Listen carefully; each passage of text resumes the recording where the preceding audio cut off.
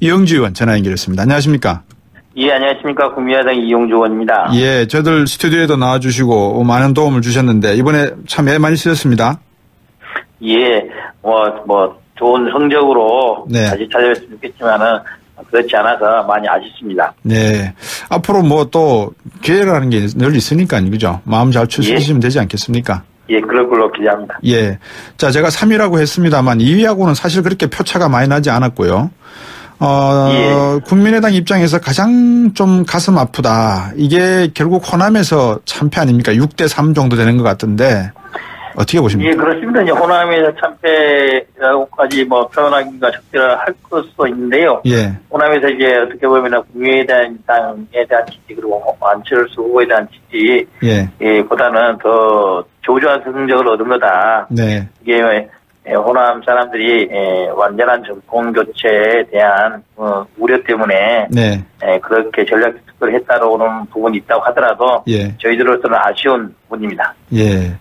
자, 안철수 후보 의원직은 이미 사직을 하셨고 당분간 재충전을 가질 건가요? 정계 은퇴할 생각은 있는지요? 어떻게 계획이? 제가 보기로는 그 이후로도 만나봤는데요. 예. 정계 은퇴할 생각은 없고 정치를 은퇴할 만한 그런 사안도 아니라고 봅니다. 예. 나이도 있고 또 국가나에 예. 대해서도 정계 정책에 대해서도 예. 앞으로 기여할 일이 많이 있을 거라 이렇게 생각하고 있습니다. 예. 이 정치라고 하는 마약을 이제 조금 맛보신 건가요, 그러면? 아마 본인이, 안철수 후보죠. 안철수 전 의원이, 국가나 정치계에 대해서 기여할 바가 남아있다라고 생각한 것이고, 어느 정도 그런 부분도, 제가 어제 오늘 낯선 인사를 하고 다니면서, 유권자들 만나봤지만 그런 기대가 많이 남아있다, 이렇게 봅니다. 송영길 의원이 한 말씀 했잖아요. 정계 은퇴하라. 예, 송영길 의원에 대해서 말을 알고 하고 싶지 않습니다. 단지, 협치를 말하면서 어쨌든 한 당의 정치 지도자에 대해서 정계 은퇴 발언을 하는 것은 적절치 않다. 물론 이후에 송영길 의원 자신이 이기에 대해 사과를 한 것으로 알고 있습니다. 예. 지금 상황을 놓고 보면 국민의당이 더불어민주당에 결국은 빨려 들어가는 거 아니겠는가. 이 호남에서도 지지 세력을 읽다 보면 내년에 지방자치제 선거도 있고 한데 결국은 자연스럽게 더불어민주당에 빨려 들어가는 거다. 이렇게 보는 분도 계세요. 예, 이번 대선 결과만을 보더라도 저희 안철수 후보가 대통령이 당선되진 않았지만은 국민들께서 3당, 4당, 다당제에 대한 지지는 남아있다라고 판단이 되고 있고 현재의 지지율 갖고도 내년 지방선거에서 충분한 능력을 발휘할 수 있지 않나라는 생각을 합니다. 요 다음 질문을 드리고 제가 돌직구로 질문 하나 바로 드릴 테니까 한번 답을 주시면 좋겠습니다. 바른정당 주호영 원내대표 있지 않습니까? 국민의당과 협력할 일이 있을 거다 이런 말을 지금 하고 계시는데 정책연대를 뛰어넘어서 합당까지도 가능하다 이렇게 봐도 되겠습니까? 어떻게 보십니까? 제가 보기로는 바른정당이 독자적으로 교섭단체를 유지할 수 있으면은 합당 이야기를 나오지 않을 거라고 봅니다. 단지 이제 바른정당이 교섭단체를 유지하기 어려운 상태가 된다면은 그때는 당 차원에서 상대당 합당 논의도 있지 않을까라는 생각을 하고 있습니다. 예. 자, 제가 질문 드리고 싶었던 게 이 질문입니다. 이번에 대선에서 국민의당이 판단하시기에 실패의 요인이 있었다면 세 가지 중요한 핵심 요인이 무엇이었을까요? 백서 이야기도 나오던데. 백서요? 백서 이야기도, 백서도 쓰자 이런 이야기도 하시던데. 아직 당내에서 그게 대해 큰 논의가 있지는 않았습니다만 하나는 이제 그거 같습니다. 하나는 홍준표 후보가 자유한국당의 후보로서 나올 것을 예측을 못했었다. 2월 중순경에 홍준표가 무죄 판결이 남으로써 나왔지 않습니까? 그러한 변화에 대해서 미리 대처를 제대로 못했다는 게 하나가 있을 수 있고요. 두 번째 부분은 저희 당이 작년 1년 동안 당의 외연, 조직을 좀 더 확장시키고 했었어야 되는데 그런 부분이 잘 되어 있지 않아서 전국적으로 유기적인 선거운동을 제대로 하지는 못했다는 부분입니다. 세 번째 부분은 후보 안철수 후보죠. 후보가 정치적인 부분에 있어 정치적 사안에 대한 명확한 입장, 국민들이 알고 싶어한 것에 대해서 명확한 입장을 내세우지 못했다, 준비하지 못했다, 이게 가장 큰 원인이라고 봅니다. 네. 방금 말씀하셨다시피 결국은 후보 자신이 역량 부족이 가장 큰 실패의 요인이었다라고 전제를 해야 되겠죠. 예, 그렇습니다. 그렇지만 이런 이야기도 있습니다. 박지원 대표의 상황 이야기가 나왔을 때 박지원 대표가 2선으로 물러서지 않은 것도 TK와 PK에서 표를 깔아먹는데 결정적인 요인이 되었다. 이렇게 보는 시각도 있거든요. 저는 그 이야기에 대해서는 동감하기 어려운 측면이 있습니다. 왜냐면은, 예. 상황론이라는 그 자체가 홍준표 후보가 저희 당을 TK, PK 후보층으로서 유리시키기 위한 하나의 네.戦略적인 차원에서 나온 것이고 예. 만약 예. 박지원 대표가 당시 대표직을 던졌다 하더라도 예. 이와 같은 지지를 바뀌지 않았을 것이다. 크게 달라지지 않았을 것이다. 라고 네. 생각합니다. 왜 후보의 자강론을 연대론 또는 협치론으로 전환시키지 못했을까요? 지지율이 거의 비등비등해졌을 때. 자강론은 그 자체로 유효한 것이고 예. 협치론이라든지 연대론에 있어서는 네.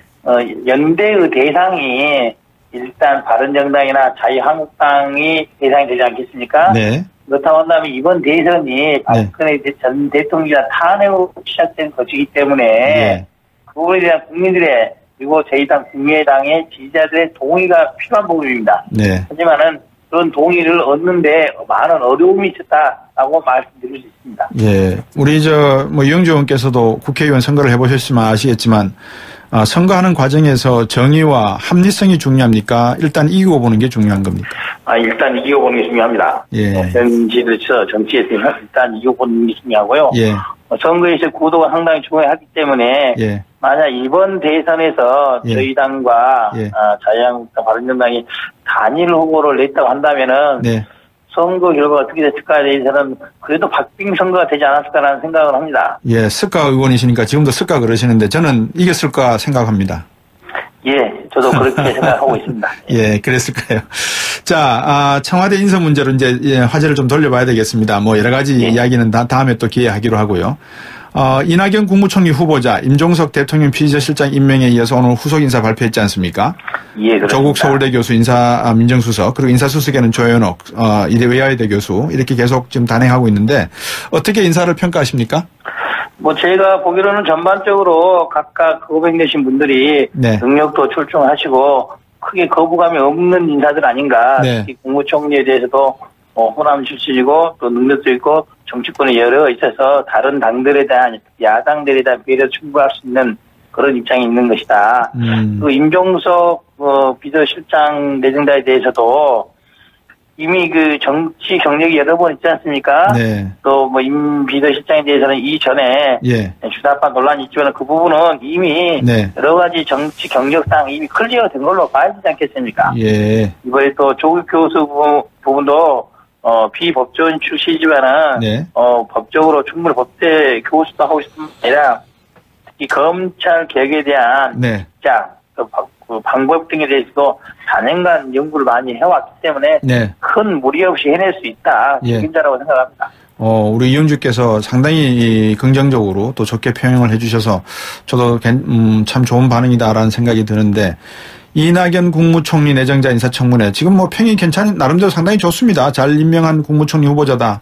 무사히 통과될까요? 그렇습니다. 어떻게 보십니까? 예, 인사청문회 과정에서 예.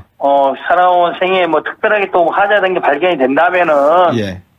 그때 논란이 됐겠으나 예. 그 외에 그런 사정이 없다면은 무난히 통과되지 않을까. 국민의당 차원에서도 네. 특별히 반대할 명분은 없다 이렇게 봅니다.